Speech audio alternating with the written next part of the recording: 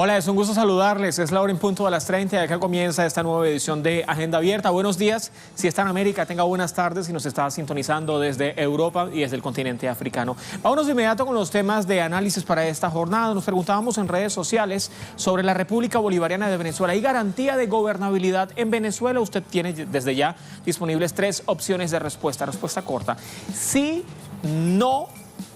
Y otra de nuestras respuestas ya aparece acá en pantalla, la tiene: ¿seguirá el asedio internacional?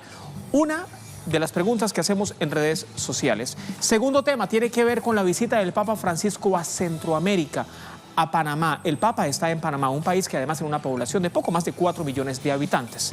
20% vive en la pobreza. Nos preguntamos desde Agenda Abierta: ¿podrá el Papa Francisco ver el verdadero rostro de la desigualdad en Panamá? 3 opciones de respuesta: sí, no o no le conviene al gobierno de Juan Carlos Varela. Así comenzamos.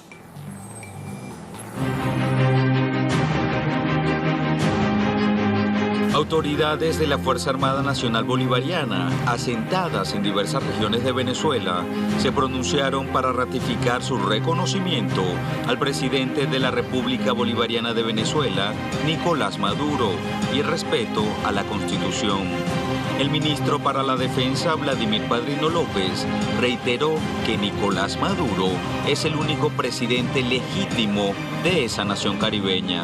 Tal como lo manifestamos en acto solemne, público y notorio, el pasado 10 de enero de 2019, reconocemos como legítimo presidente de la República Bolivariana de Venezuela, nuestro comandante en jefe, al ciudadano Nicolás Maduro Moros, quien resultó electo por la gran mayoría de los votantes en elecciones libres, universales, directas y secretas, celebradas el pasado 20 de mayo de 2018. La Fuerza Armada Nacional Bolivariana, fiel a las tradiciones heredadas del libertador Simón Bolívar, no aceptará jamás a un presidente impuesto a la sombra de intereses oscuros ni autoproclamado al margen de la ley. Por su parte, el Tribunal Supremo de Justicia rechazó la autoproclamación de un gobierno paralelo encabezado por el opositor Juan Guaidó, al asegurar que tal acción está al margen del derecho internacional, y dejó claro la autoridad legítima de Nicolás Maduro como presidente constitucional. En ese sentido, son muchas las expresiones de apoyo desde diferentes países del mundo a favor de Nicolás Maduro, rechazando a su vez las continuas amenazas de Estados Unidos y sus aliados de perpetrar una estrategia golpista e instaurar un gobierno paralelo en Venezuela basado en la usurpación de poderes. Pese a la embestida internacional, autoridades del gobierno que dirige Nicolás Maduro continúa su avance de gestión e hizo un llamado al pueblo venezolano a mantener la paz y no dejarse influenciar por la violencia que desde Washington pretenden aplicar. Sobre esta difícil situación política, esta mañana en Agenda Abierta buscaremos respuesta al interrogante: ¿qué sigue? Y analizaremos los diversos escenarios con Nicolás Maduro ejerciendo legalmente sus funciones como presidente y además como comandante en jefe de la Fuerza Armada Nacional Bolivariana.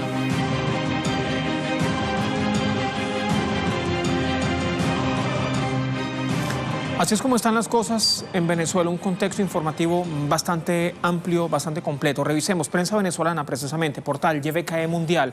ALBA reitera su apoyo y reconocimiento al presidente Nicolás Maduro. Se trata de los países que integran la Alianza Bolivariana para los Pueblos de Nuestra América, que han expresado su apoyo y además el reconocimiento al propio presidente de la República, al presidente de Venezuela, Nicolás Maduro, ante las amenazas de golpe de Estado que son promovidas desde Estados Unidos, según aseguran las propias autoridades. El ALBA ha reiterado que solo reconocerán como representantes de Venezuela en los ámbitos multilateral y bilateral a los funcionarios diplomáticos designados por el Poder Ejecutivo de Venezuela, que está encabezada por su presidente Nicolás Maduro Moros. Así está titulando esta plataforma digital, portal de la radio YVKE Mundial. Otro medio de comunicación, rápidamente cambiamos de plataforma.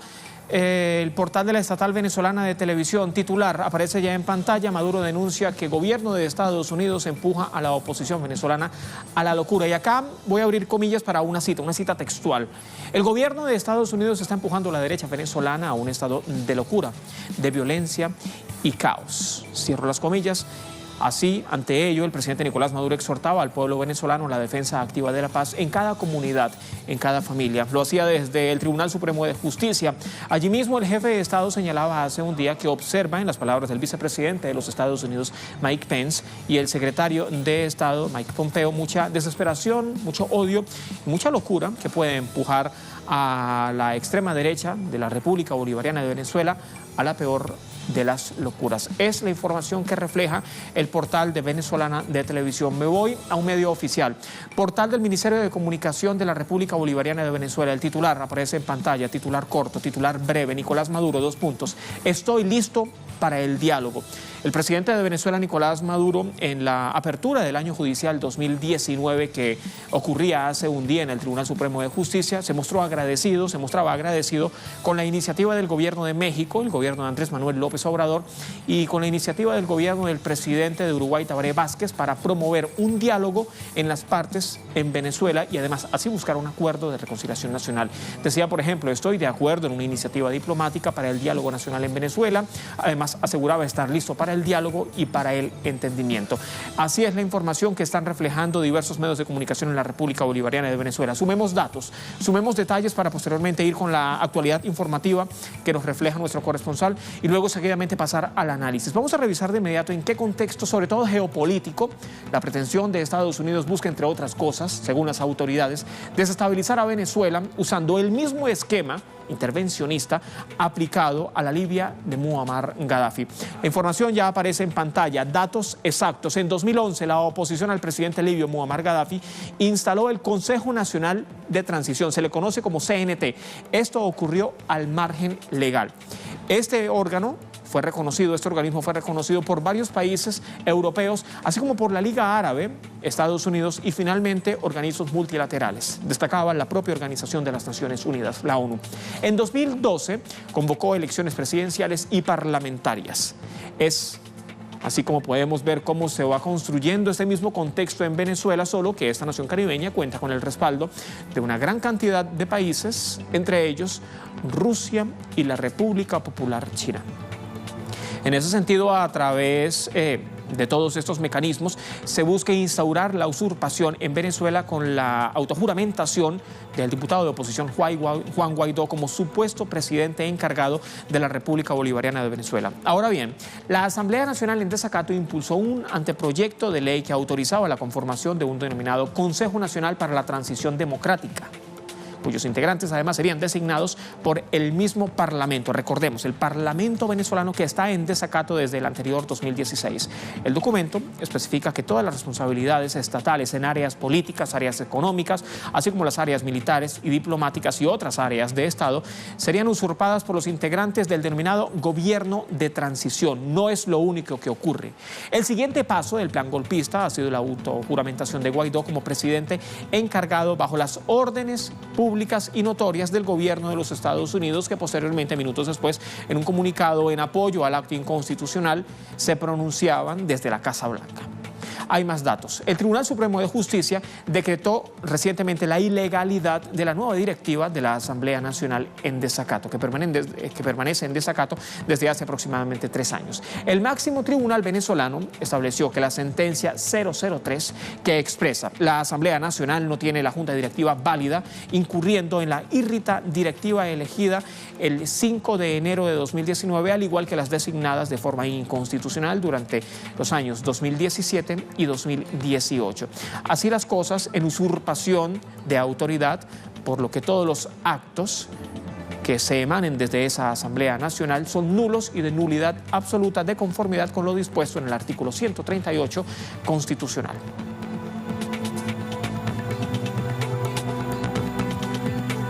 Así es como están sentados todos los precedentes, todas las bases para entender el porqué del panorama actual, para entender qué es lo que está ocurriendo y por qué está ocurriendo lo que se ha reflejado en las últimas horas durante las recientes jornadas en la República Bolivariana de Venezuela. Allí precisamente está nuestro corresponsal Luis Tavera. Luis, buenos días, más detalles. Buenos días para ti, Juan Carlos, y para la audiencia que sintoniza en las pantallas de Telesur. Tan solo transcurrido un día de la apertura del año judicial 2019 acá en Venezuela, donde el Tribunal Supremo de Justicia ha ratificado la legitimidad del presidente constitucional Nicolás Maduro, y con ellos también todos los poderes públicos que ayer realizaban varios pronunciamientos para evaluar y detallar el marco constitucional en los cuales se pretende irrespetar todo el derecho soberano que poseen los venezolanos. También desde ese escenario el presidente aprovechaba para dar un discurso y denunciar una vez más un golpe de Estado en desarrollo que él detallaba específicamente que se orquesta desde el gobierno de los Estados Unidos, y es por eso que este sábado estarían llegando todo el cuerpo diplomático de Venezuela, que el presidente decidió retornarlos hacia acá, hacia esta nación, para como muestra de este cese de relaciones diplomáticas. Hoy también parte del cuerpo diplomático de los Estados Unidos inicia su retiro de Venezuela. Ya el presidente había anunciado en días pasados esta ruptura de relaciones diplomáticas con este país debido a sus intenciones injerencistas, debido al apoyo, al irrespeto a la Carta Magna. Esto en el contexto de que se mantiene la dirigencia opositora, que se mantiene la Asamblea Nacional en desacato, que fue ya denunciada, y estos delitos constitucionales que también ha dicho el Ministerio Público que va a tomar cartas sobre el asunto. Ayer lo decía el presidente Nicolás Maduro. Venezuela vive un contexto político bastante noticioso a nivel internacional. Analistas también han dicho y han denunciado de qué forma se está orquestando un golpe de Estado, basándose en el mismo guión estadounidense que fue aplicado en Libia, que fue aplicado también en Chile, porque él decía que la oposición se respalda en un artículo, en el artículo 233 de la Constitución bolivariana de Venezuela, y el presidente muy bien decía que él no ha abandonado el cargo, que él está en competencias tanto físicas como mentales para seguir asumiendo el poder, para seguir asumiendo la presidencia de Venezuela, que fue decisión soberana el pasado 20 de mayo. El Consejo Nacional Electoral también alzó su voz y pidió respeto a esta confiabilidad que tiene el Consejo Nacional Electoral de este país, que es el mismo ente electoral que ha reconocido los triunfos de la oposición venezolana y ha reconocido los triunfos de las fuerzas revolucionarias. Así, este es el contexto que se mantiene en Venezuela. Estaremos atentos a más información, cómo se desarrolla esta denuncia que sostiene el gobierno de Venezuela y qué va a pasar con estos delitos constitucionales que protagoniza la dirigencia y oposición de Venezuela. Además, muy atentos, Luis, porque se esperan nuevas declaraciones oficiales por parte de las primeras autoridades en Venezuela. Gracias, Luis. Buenos días. Ese es un tema que es sumamente necesario someterlo al análisis. Por eso, precisamente en estudios, me acompaña Walter Ortiz. Walter es periodista, además licenciado en Ciencias Políticas de la Universidad Central de Venezuela. Walter, buenos días. Gracias por acompañarnos. Muy bien. Gracias. De estar contigo. Muchas gracias por estar con nosotros. Bueno, Walter, es un escenario bastante complejo de entender, si bien en América Latina, pero más complejo aún de entender en el Caribe y en el resto del mundo. Se habla de dos gobiernos en la República Bolivariana de Venezuela. El gobierno constitucionalmente electo por el propio pueblo venezolano, con más del 67% de los votos en elecciones de mayo del 2018. Pero ahora se habla de un denominado gobierno paralelo. Un gobierno autojuramentado del que hace parte un diputado de la oposición y diputado además que integra un parlamento en desacato. Frente a ello está la movilización popular, hay apoyo popular, apoyo en masa en cada uno de esos dos sectores. Los poderes públicos del Estado están apoyando y le han reiterado compromiso al propio presidente constitucional Nicolás Maduro. Estados Unidos hace lo propio, pero reitera apoyo al gobierno que se autodenomina como interino. ¿Cuál es el escenario ahora que se refleja en Venezuela y a qué nos estamos aproximando, Walter? Mira, el contexto que tenemos en estos momentos, Juan Carlos, es de la ejecución de un golpe de Estado. Esa es la realidad. Desde el punto de vista de la técnica jurídica, constitucional, política, estamos frente a esto.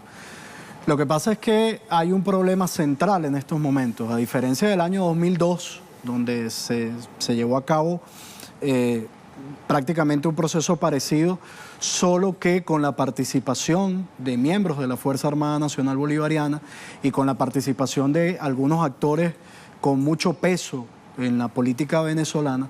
En estos momentos lo que tenemos es un sector extremista de la oposición que está en un proceso a todas luces de usurpación del poder. O sea, es una irresponsabilidad que están cometiendo, pero sin duda alguna es arrastrada por el gobierno de los Estados Unidos, que está tratando de implementar una fórmula parecida a la que se ejecutó en Libia, parecida a lo que se ha venido intentando durante estos 8 años en el caso de Siria, y que sin duda alguna pretende crispar una estabilidad política relativa que teníamos en la República Bolivariana de Venezuela y que, bueno, pretende volver a enervarse para procurar, en principio, el derrocamiento del gobierno constitucional, digamos, a través de este proceso de usurpación. La realidad que hemos visto, Juan Carlos, es que tanto las instituciones del Estado venezolano como la mayoría de la comunidad internacional ha rechazado ese proceso. Digamos, ya se dio un proceso de juramentación el 10 de enero, ese proceso de juramentación no viene de la nada, digamos, viene de la aceptación clara y diáfana del resultado electoral del 20 de mayo. Que fue la juramentación del presidente. Que fue la juramentación del presidente de la República, Nicolás Maduro, y que toma en cuenta, independientemente de las posiciones políticas en Venezuela, toma en cuenta la participación de casi 10 millones de personas, porque hay gente que pretende entronizar este golpe de Estado, entronizar esta fórmula absolutamente irresponsable de usurpación del poder, dejando de por medio la participación de esa gran cantidad de venezolanos. Es decir, se pretende invisibilizar la participación de ese pueblo venezolano. Y además, y yo creo que eso es algo que debemos valorar también, Juan Carlos, el contexto incluso del mismo 23 de enero que acabamos de vivir. Es decir, acabamos de ver unas buenas movilizaciones por parte de los dos sectores políticos del país que no se pueden despreciar, que hay que tomar en cuenta, que hay que reconocer. Esto habla de democracia. Y que se ha dado en paz. Independientemente de las consignas, independientemente de las posturas y de las posiciones, se ha dado en paz y en el espíritu de que no hay fórmulas extremistas ni de violencia para la resolución política de los problemas de los venezolanos. Creo que la expresión del pueblo venezolano ha sido muy clara y creo que eso es algo que debemos valorar todos y todas. Eso para hablar solamente del tiempo de las movilizaciones, 3-4 horas aproximadamente. Luego de esas movilizaciones se generó violencia en algunos sectores de la Gran Caracas y también en buena parte del interior del país. Muchas de las acusaciones oficiales hacen parte a sectores de la oposición, incluso decía el propio vicepresidente de Comunicación, Cultura y Turismo de Venezuela, que eran sectores financiados desde la oposición para generar violencia.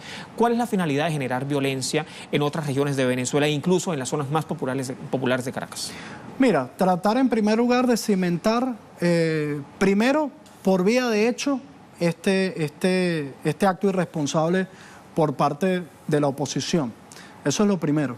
En segundo lugar, tratar de vender ante la comunidad internacional el hecho de la existencia de violencia generalizada en el país para tratar de activar cualquier fórmula de fuerza e de intervención. Recordemos que el caso de Libia, el caso de Siria son paradigmáticos en este proceso.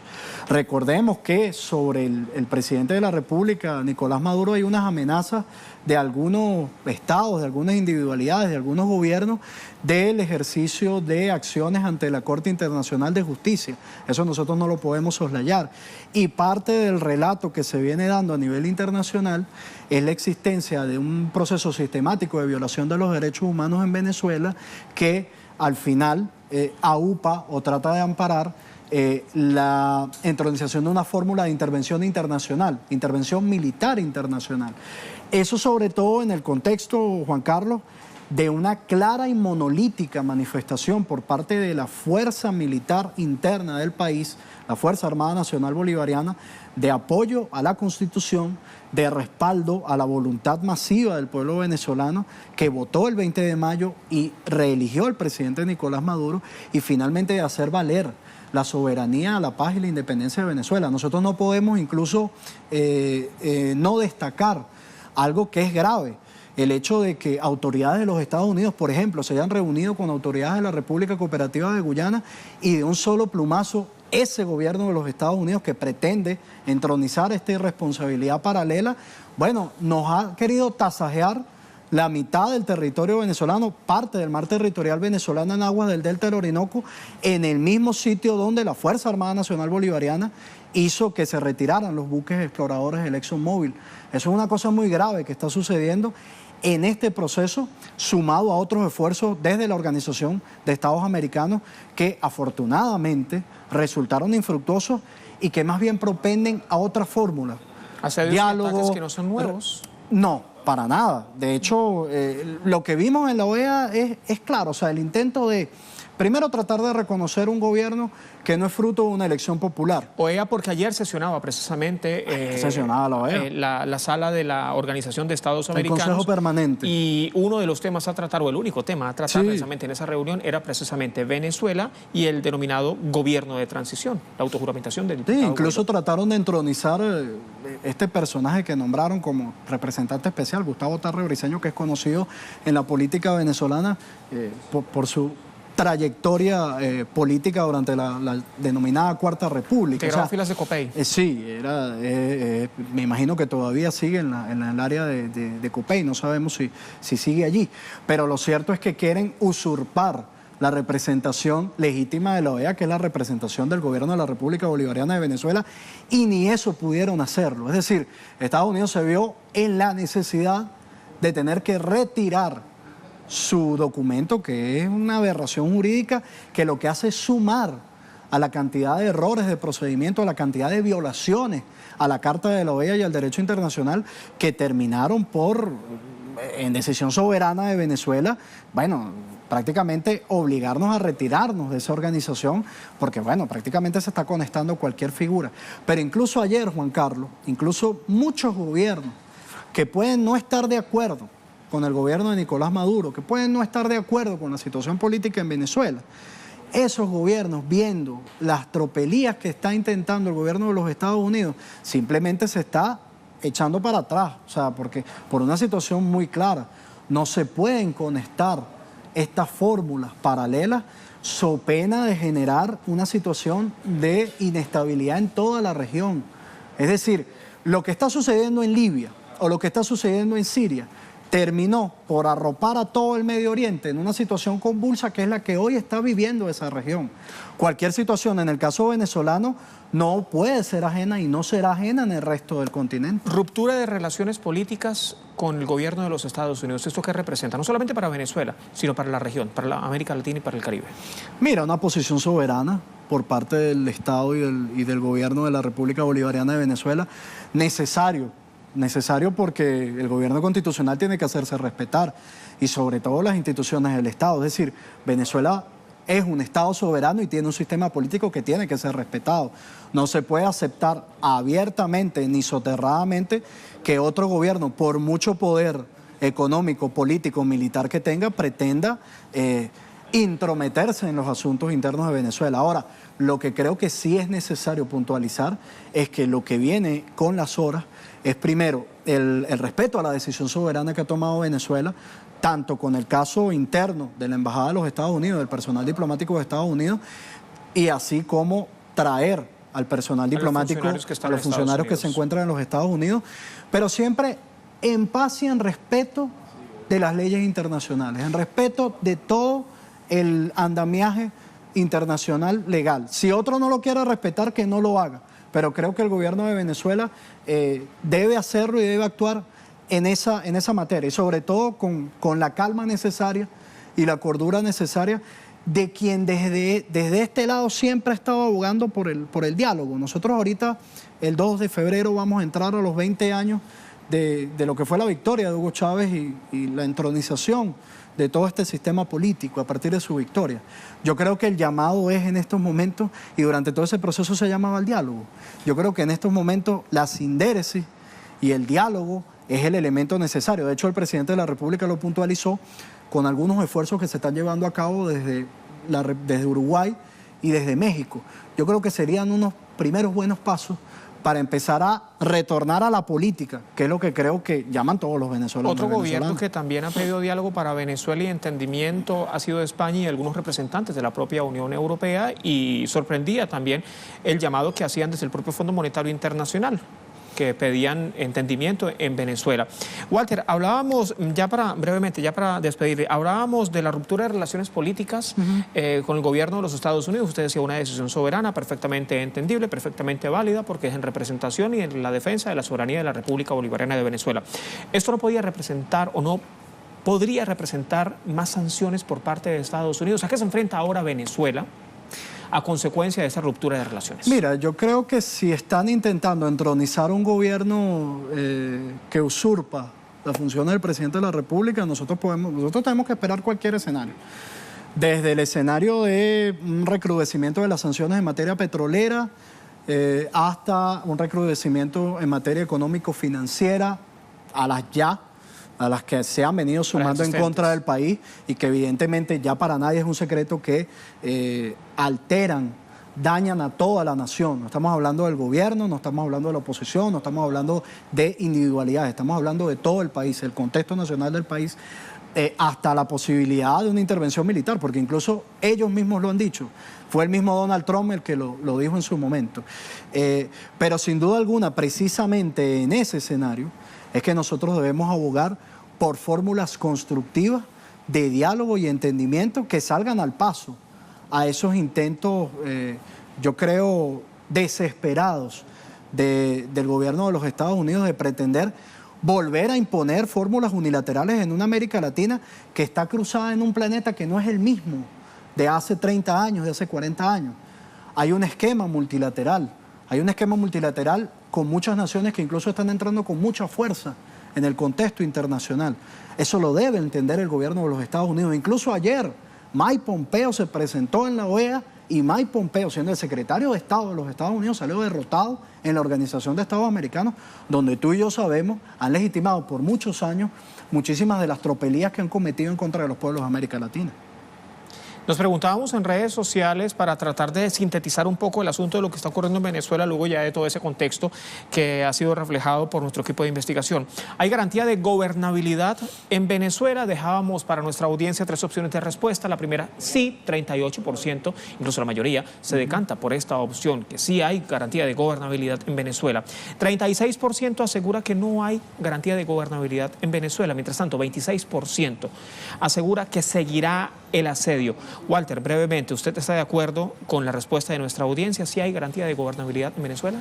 Yo creo que hay garantía de gobernabilidad, pero en la misma medida en que haya diálogo, reconocimiento de las partes, entendimiento y cesar estas fórmulas irresponsables, usurpadoras, violatorias de la Constitución, del extremismo de la oposición que pretende volver por sus fueros, tratando de derrocar y desconocer la existencia de una comunidad política como el chavismo y del gobierno constitucional de Nicolás Maduro, yo creo que en esa misma medida nosotros iremos incrementando esos porcentajes de gobernabilidad para el país. Esperemos entonces a ver qué ocurre. Walter, muchas gracias. Gracias a ti, Juan Carlos. Hasta la próxima y que tenga buena jornada. Hay más informaciones, revisemos de inmediato las económicas. Luis de Jesús.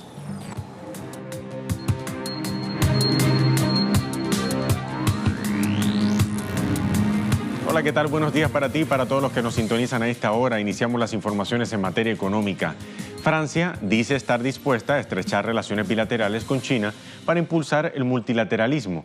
El presidente francés Emmanuel Macron se reunió con el consejero de Estado y ministro de Relaciones Exteriores de China, Wang Yi, para profundizar la cooperación mutua en materia de inversión, comercio, economía, energía nuclear, aeroespacial, innovación y también la iniciativa china de la Franja y la Ruta. Macron hizo una invitación a las empresas chinas a invertir en Francia e instó a fortalecer los intercambios culturales, educativos y juveniles.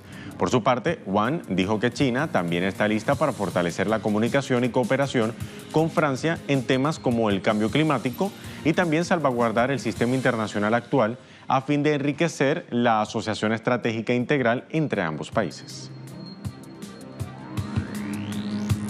El comisionado de Economía de la Unión Europea, Pierre Moscovici, aplaudió la aprobación del presupuesto italiano 2019, que evitó, según él, el riesgo de multas contra Roma y serenó los mercados financieros.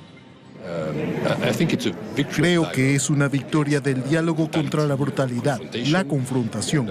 Hemos establecido una excelente relación con el primer ministro Giuseppe Conte y el ministro de Economía Giovanni Tria, y estamos trabajando con mucha confianza. Por supuesto que sí queremos seguir con la ejecución del presupuesto. Tendremos más discusiones no solo en 2019, sino también en 2020 y 2021.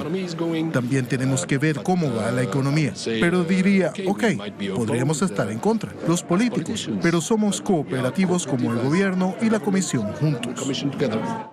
Y en América Latina, el sector del agro de México se alista para comenzar la operación de producción para el bienestar 2019. Así lo informó la Secretaría de Agricultura y Desarrollo Rural. Con el programa de gobierno, el presidente Andrés Manuel López Obrador incrementará la producción nacional de granos y fortalecerá la autosuficiencia de alimentos. El presupuesto previsto para el programa este año será de 9.000 millones de pesos, unos 450 millones de dólares aproximadamente. Los recursos permitirán al gobierno federal dotar de liquidez y vincular el acceso a servicios a pequeños y medianos productores con predios de hasta 20 hectáreas para aumentar la producción sustentable de cultivos básicos, como por ejemplo el maíz, el frijol, el trigo panificable y el arroz. Y por primera vez se incorporarán 250.000 productores de maíz y frijoles de localidades con población indígena. Y hasta aquí las informaciones en materia económica. Estas y otras noticias las encontrará en nuestras ediciones de Impacto Económico, tanto matutino como estelar. Volvemos contigo. Gracias, Luis. También estamos en www.telesurtv.net y si usted quiere tener toda la información al alcance de su mano, bueno, descárguese nuestra app móvil, es Telesur TV. Marcamos la pausa, ya venimos. Esto es Agenda Abierta.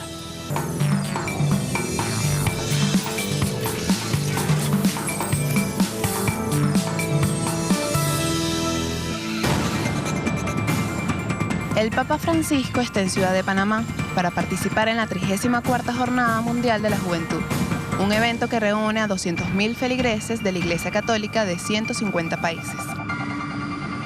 Desde que el Papa Francisco asumió el liderazgo de la Iglesia Católica, busca reacercar la Iglesia con Latinoamérica, que representa el 40% de los católicos en el mundo. Si por un lado esa aproximación retoma valores sociales y culturales de los latinos, también evidencia las contradicciones y dificultades que enfrenta el pueblo latinoamericano. 10 discursos, 3 homilias y un ángelus encabezan la agenda de Francisco, que se enfocará en temas relacionados con la violencia, las migraciones y la ecología.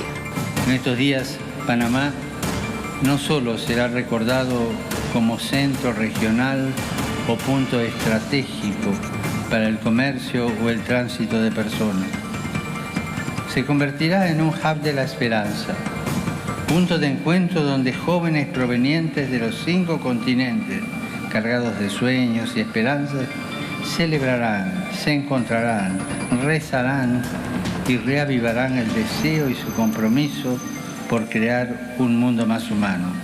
Aunque el discurso del máximo pontífice retome el humanismo de la Iglesia, los movimientos sociales de Panamá intentan denunciar el antagonismo entre el encuentro que busca debatir los caminos más igualitarios, mientras que Panamá, con una tasa de 20% de la población en situación de pobreza, haya celebrado el evento con un costo superior a los 30 millones de dólares.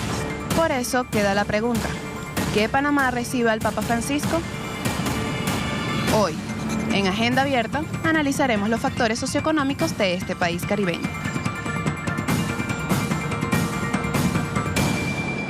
Y a ese interrogante precisamente, ¿cuál es la Panamá que está recibiendo durante estos días hasta el próximo domingo al Papa Francisco? Pues buscaremos respuesta. Revisemos Prensa Digital, portal El Heraldo. El titular destacado, Papa Francisco ofrece ayuda de la Iglesia ante crisis migratoria en América Latina. Esto lo hacía durante la agenda en la ciudad de Panamá, capitalina, ciudad de Panamá. Allí el Papa Francisco se refería sobre todo al tema de la migración en América Latina. Aseguraba ante ello que la Iglesia, gracias a la universalidad, puede ofrecer esa hospitalidad fratera y acogedora para que las comunidades de origen y las de destino dialoguen y sobre todo contribuyan en superar los miedos y todos los recelos, además para que consoliden los lazos que las migraciones en el imaginario colectivo amenazan con romper.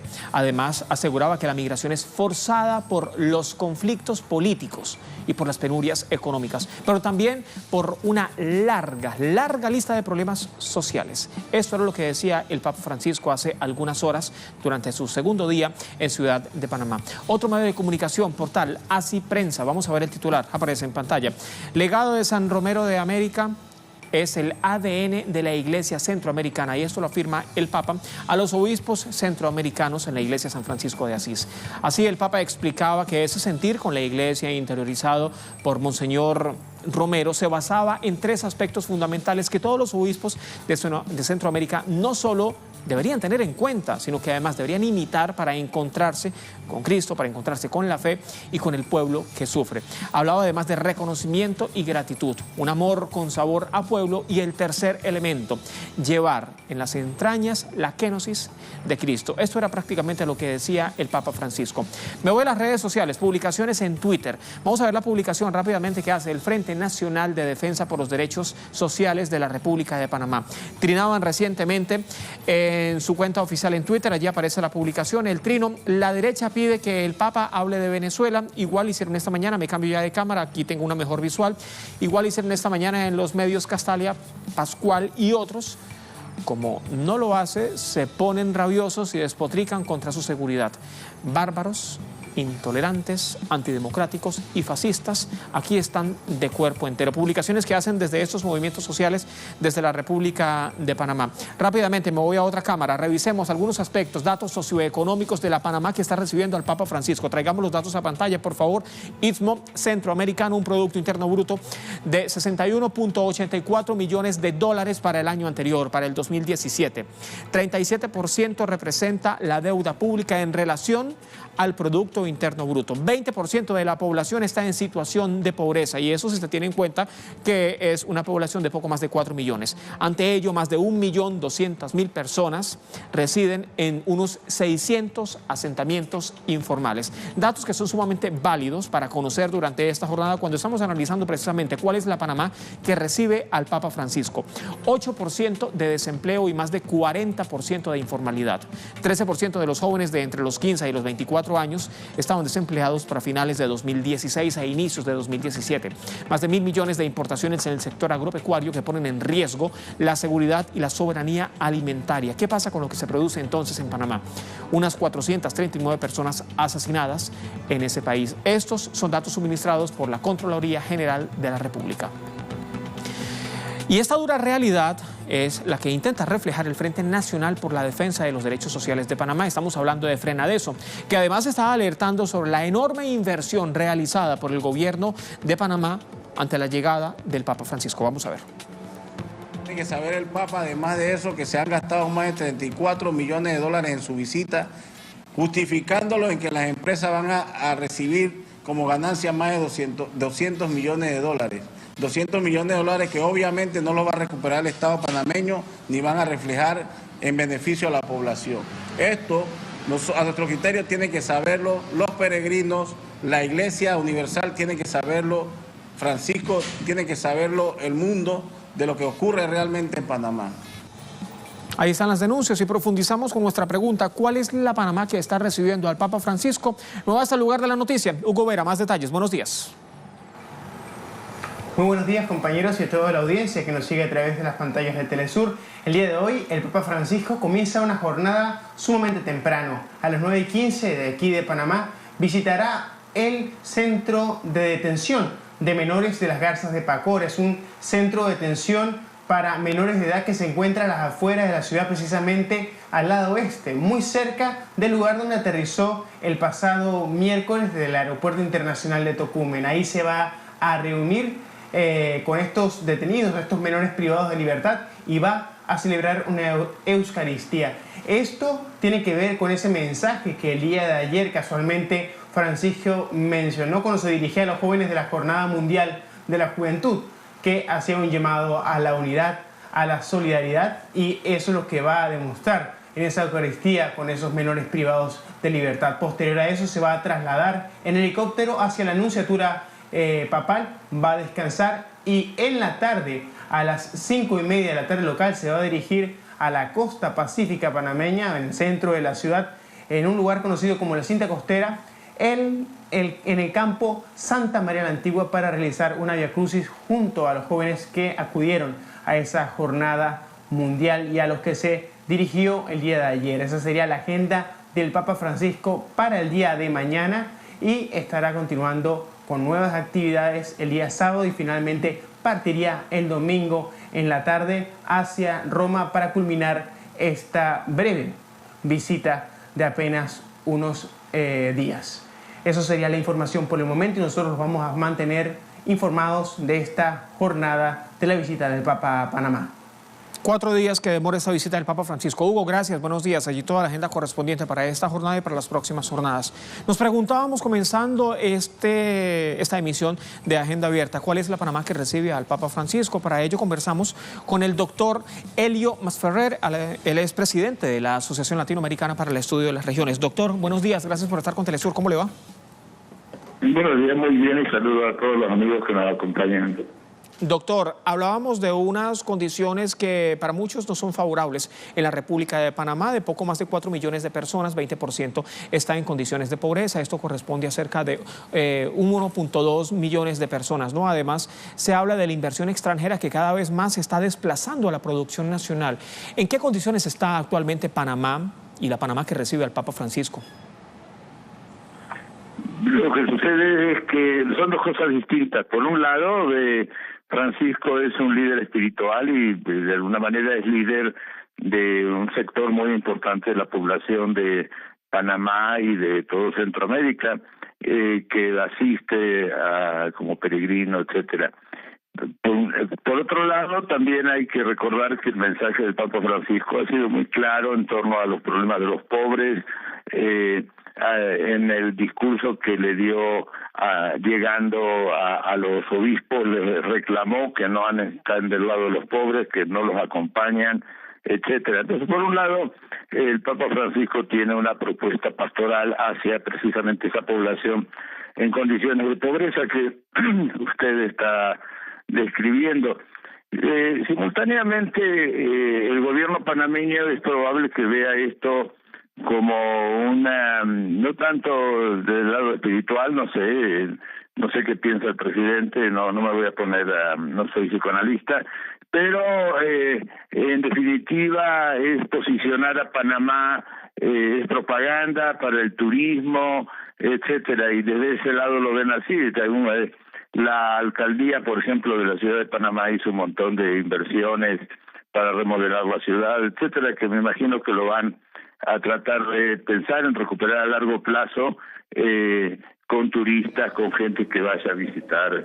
Y a eso, doctor, a ese punto, doctor Elio, precisamente quería llegar porque hay un contraste bastante evidente y eso me da pie precisamente para preguntarle, bueno, ¿será válida, será aprovechada por todos los sectores y será beneficiada la población que es más vulnerable en Panamá con esta visita del Papa Francisco, doctor? Son dos cosas distintas. Una es el cálculo económico que puede hacer el Ministerio de Turismo de Panamá, si va o no a recuperar la inversión, pregúnteselo al Ministerio de Turismo. La otra cuestión es que dentro del episcopado panameño, como de todo el episcopado centroamericano y el resto del mundo, hay distintas tendencias, podríamos decir, político-religiosas dentro de la Iglesia Católica y de otras iglesias también. Y entonces la propuesta del Papa Francisco es fortalecer la opción por los pobres, también tiene una crítica muy clara hacia el uso no adecuado del Internet, ha llamado la atención a los jóvenes sobre el uso de los celulares, etcétera. Entonces, que en este momento es un problema muy grande de comunicación de la juventud con el mundo que lo rodea, etcétera. Entonces, creo que debemos ver todos los aspectos de la visita, aparte de las cuestiones económicas, que yo creo que sí llega a un sector de la población de los pobres.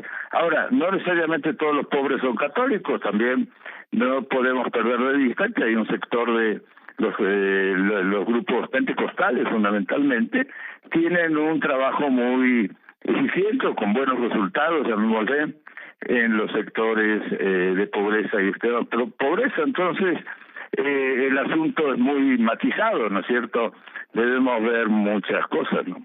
Está lleno de contrastes, doctor. Es un tema, desde luego, que está lleno de contrastes, y no solamente en la República de Panamá, sino en todo el planeta. ¿En qué condiciones, doctor, está ahora la feligresía católica en Panamá? Sobre todo teniendo en cuenta las labores que ha hecho la Iglesia Católica para no ir perdiendo tanta feligresía luego de todos los escándalos de abusos sexuales que fueron cometidos por integrantes de la propia Iglesia Católica, doctor.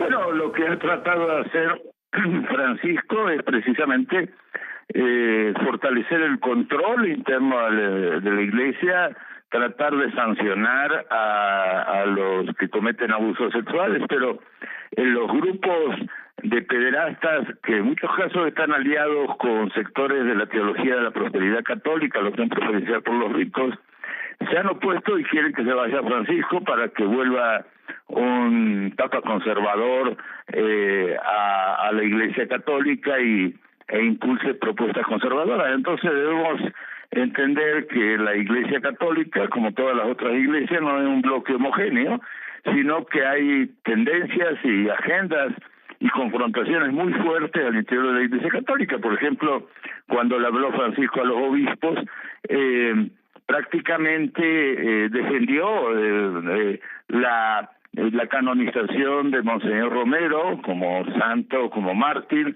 y simultáneamente les pasó la factura a los obispos diciéndole que ellos no lo habían respaldado a Romero, que lo habían dejado solo, que no querían que fuera canonizado, etcétera, porque apoyaban opciones conservadoras. Entonces, estamos en una situación, podríamos decir, muy interesante dentro de la Iglesia y el campo político-religioso, de exposición de distintas posiciones, algunos del lado de los pobres, otros del lado de los ricos, otros del lado de quienes mataron a Romero, y otros del lado de los que Romero en su momento defendió. Entonces, creo que debemos entender que el asunto no es el Papa Francisco, sino podríamos decir, los conflictos y las tendencias que hay en la sociedad centroamericana y panameña y del mundo, y que por supuesto se reflejan al interior de la Iglesia Católica. Doctor Helio, muchas gracias. Gracias por ese análisis. Muchas gracias a ustedes. Hasta luego. Que tenga buenos Saludos días. a los amigos. Que tenga buenos días. Marcamos la pausa. Esto es Agenda Abierta. Ya regresamos.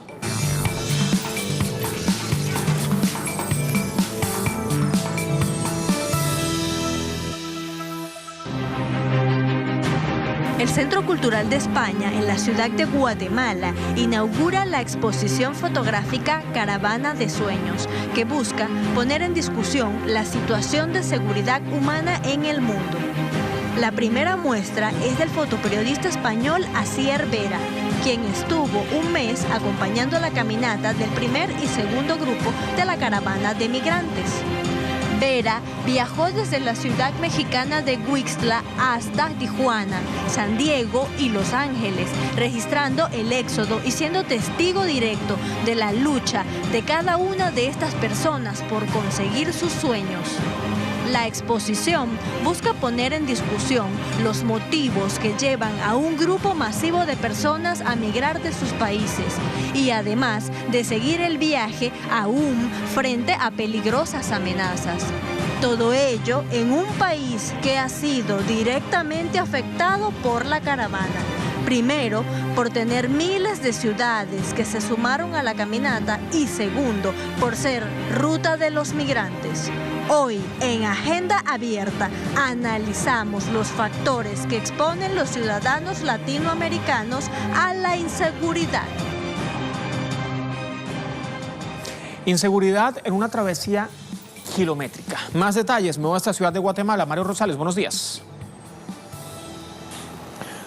Hola, ¿qué tal? Un saludo acá desde la ciudad capital de Guatemala. Bueno, ha sido ya inaugurada esta exposición titulada La Caravana de los Sueños. Son fotografías tomadas por el fotoperiodista Asier Vera, un fotoperiodista ciudadano español radicado acá en esta nación centroamericana, en Guatemala, que acompañó estas caravanas de migrantes que llegaron a Guatemala en octubre del 2018. Fueron las primeras caravanas que impactaron y que develaron esta crisis humanitaria centroamericana, este éxodo masivo de Centroamérica hacia Estados Unidos. Y el fotoperiodista acompañó esta caravana y retrató pues varios de los momentos, el paso por la frontera entre Guatemala y México, el llegar hasta allá arriba a la frontera sur de los Estados Unidos, pero retrató diversos momentos, alegrías, tristezas, niños, madres. En fin, es una exposición que se ha denominado La Caravana de los Sueños y que trata, dicen sus organizadores, de acercar a la gente con este fenómeno migratorio, pero llevarles el rostro humano de los integrantes, de los migrantes que tratan de llegar a Estados Unidos. Así que es la información que les presentamos desde Guatemala. Volvemos con ustedes allá al set central. Mario, muchas gracias. Buenos días. Bueno, una caravana además que rinde tributo y que destaca todo el peregrinaje que hacen miles de personas que salen desde buena parte de nuestro continente, desde buena parte de Centroamérica con destino hacia los Estados Unidos y pasan por un sinfín de incidentes. Un tema que además es muy válido someterlo al análisis. Me quedo precisamente en Centroamérica. En Guatemala está Maynor Begranza, él es analista político y también abogado. Maynor, buenos días, ¿cómo le va? Buenos días a la gente de Telesur, aquí presto para comentar estas significativas situaciones. Dice significativa situación y ciertamente es necesario un análisis correspondiente a todo este tema de la migración porque prácticamente pareciera que es una migración que se da en masa, no está ocurriendo desde este reciente octubre, noviembre y diciembre del 2018, ha repercutido también en lo que va de año, pero hemos visto cómo a lo largo de décadas miles de centroamericanos han ido tratando de ingresar a los Estados Unidos bajo cualquier condición. Maynor, este fenómeno parece que no va a acabar pronto. Sí, recientemente escuchaba yo un eslogan que Telesur le hizo a una de las tantas presentaciones de este éxodo masivo, diciendo que había un éxodo silencioso desde Guatemala. Por ejemplo, en el caso hondureño juega un papel también, digamos, la mediatización de este hecho real, pero en Guatemala no se ha dicho mucho. Esta caravana es silenciosa desde Guatemala, es una caravana permanente. Estas economías han sufrido por siempre, desde la construcción del Estado moderno, la característica de ser dependientes de la economía hegemónica. Y efectivamente las personas, frente al fracaso de sus proyectos económicos en estas economías nuestras, en estos países antidemocráticos nuestros, pues no tienen más que tomar esta escabrosa decisión de trasladarse a miles de kilómetros de distancia. Las personas siguen saliendo, las cosas no cambian. Esto solo puede referirnos a un problema de carácter estructural, un problema económico, en el que el sistema económico, el sistema democrático en estos nuestros países no constituye alternativa de trabajo. Efectivamente, ahora podemos ver que la caravana ya no solo es de ciudadanos hondureños, vemos ciudadanos salvadoreños, guatemaltecos, que engrosan esta peregrinación, puedo yo llamar, para tener un concepto, porque la masa se va acumulando en puntos estratégicos y la movilización ha tenido ya incluso la consolidación de una especie de subcultura de la migración.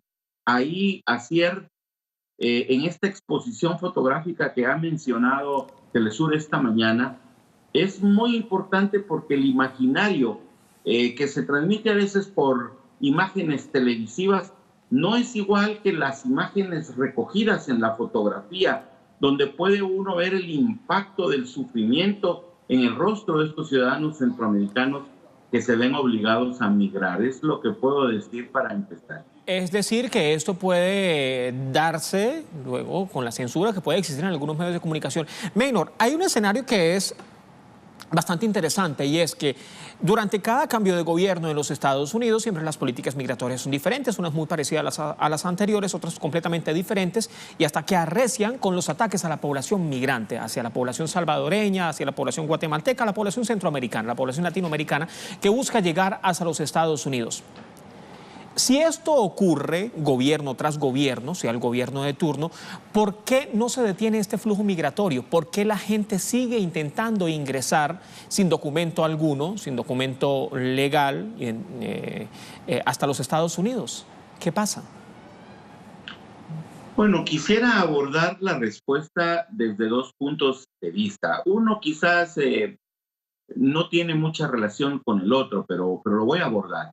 En principio, creo que la administración Trump está aprovechando esta circunstancia de las realidades económicas nacidos de la pobreza extrema que se vive en nuestro país para arreciar sus posiciones de fuerza, para justificar una represión por la fuerza para estas comunidades de gente desesperada que está buscando la posibilidad de resolver la vida, la alimentación, el sostenimiento de los hijos, y se aprovecha de esta circunstancia para engrosar sus capacidades militares y policíacas en la frontera sur de los Estados Unidos con México.